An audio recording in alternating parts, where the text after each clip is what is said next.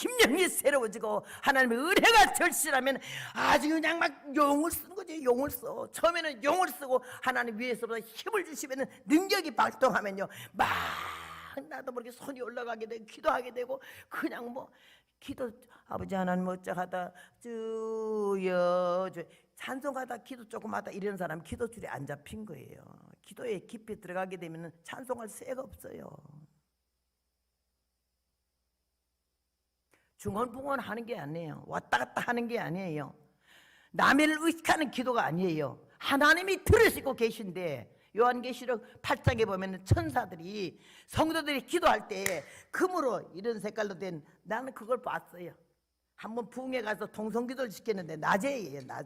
낮에 동성기도를 시키고 기도하자고 회개하면서 기도하자고 그랬더니 모두 쫙 하고 기도하는데요 내가 여기서 기도 눈 딱 감으려고 그러는데 이 교회 천장이 열어지면서 천사들이 내려오더니 이런 색깔이 금 대접을요 이렇게 생겼더라고요. 그런 걸 이렇게 들고서는 내려와서는 사람 머리 위에 이렇게 서 있어요. 아버지요 하니까는 기도의 줄, 뭐 기도줄 하기는 뭐가 기도줄인가 나는 그랬어요. 그랬더니요 우리 입에서 이렇게 아버지요 하는 게 줄 같은 것이 녹음 테이프 올라가듯이 가더니요 그 다음에는 막 기도를 하니까는 천사들이 위에서 힘을 주면서 기도를 받는데 그 기도가 녹음 테이프 말리듯이 성도들의 금 대접의 기도가 담겨기 시작하더니 기도가 끝나고 내가 땡 하니까요 천사들이 그걸 들고는 올라가는데 이 그릇을 들고는 촥 내리뜨면서 내 기도는 안 올라오네 이러더라고. 베드로가 마가 다락방에 갔을 때 문을 두기 때문에 로데가 뛰어나와가지고 아이고 베드로라고 문도 못 열고 그랬더니 미쳤냐 네가? 베드로를 구원해달라고 기도를 해놓고 하나님의 그 기도를 받으셔서 베드로를 내보냈더니 베드로가 왔는데 그거 안 믿었어요. 기도를 해놓고 베드로를 구원해달라고 해놓고 베드로가 오니까는 너 미쳤냐고. 아니요 베드로 왔다고 저 음성을 들어보라 했더니 다 들어보더니 그럼 그의 천사인가 보지 그랬어요. 우리들에게는 보호하는 천사가 있어요. 나도 그걸 봤는데요 그 위에 있는 천사들이 거의 어쩌면 그렇게 밑에 앉아있는 우리들의 모습하고 아 저거 누구 천사네 할 정도로 알겠어요. 야 그런데 내 기도는 안 올라내. 막 중언부언 기도는 막 해적했는데 중언부언 하는 기도하고 그 다음에 조는 기도 안 올라가더라고요. 그래서 내가 몇 사람을 봤어요. 땡 하니까 천사들이 기쁨으로 기도를 들고 하나님 보좌 앞으로 올라가더라 그래 돼 있죠. 기도 못 받은 사람은 참 늘어뜨리고 힘없이 올라가더라고. 그래서 내가 일어나라 그랬어요. 예? 뭔 기도를 그렇게 한대? 예?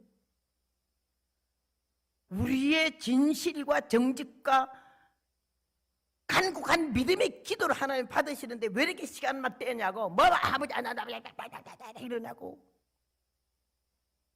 그랬더니 가만히 있더라고. 천사가 내려와서 기도 받으러 왔다 그냥 갔어요. 또 누구한테 얘기했어요. 그 중간부근 하는 사람은요 시커먼 손이 오더니 이렇게 낚아채 가더라고요. 입에서 나오는 말을. 조는 사람 기도는 전혀 안 올라가더라고요. 그래서 내가 왜 그렇게 졸고 기도를 하냐고. 정신 차리고 기도하라고. 하나님은 불법 같은 눈으로 심장과 폐부와 사지와 백체와 과거와 현재와 미래를 살피시는 그 하나님이 살아계신다는 마음 먹을 때에 어떻게 함부로 할 수 있으며 누구를 속이려고 그럽니까? 멋진 기도를 원하는 거 아니에요. 청산유수 같은 기도를 원하는 거 아니에요. 진실이 담긴 기도, 정직한 기도, 회개하는 마음의 기도, 겸손한 기도. 이런 기도는 하나님이 문장도 안 봐.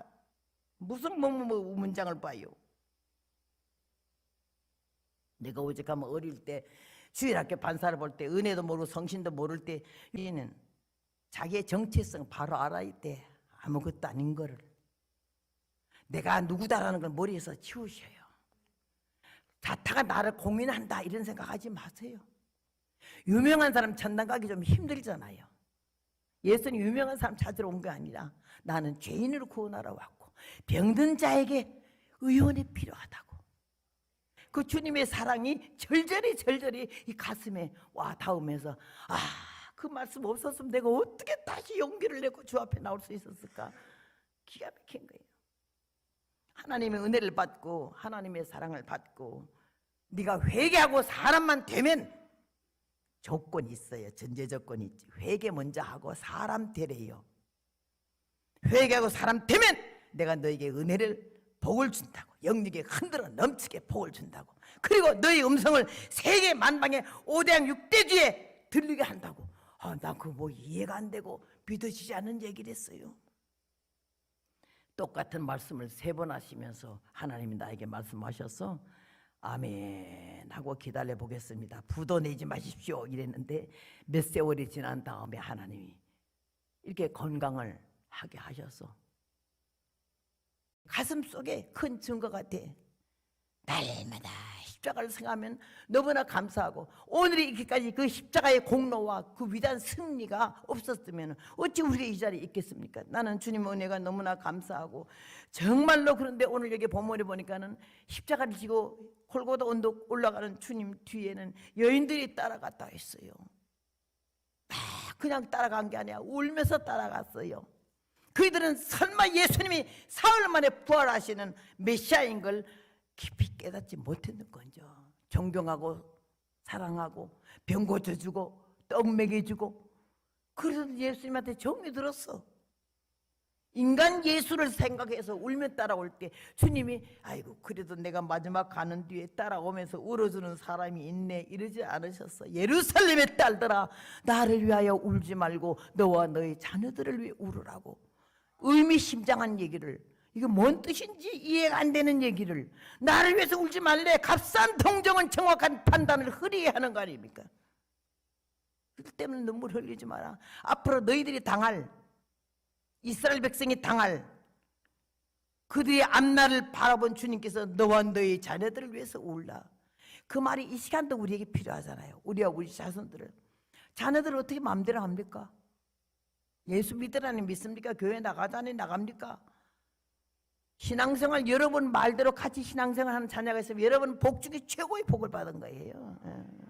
요새 말 안 듣습니다.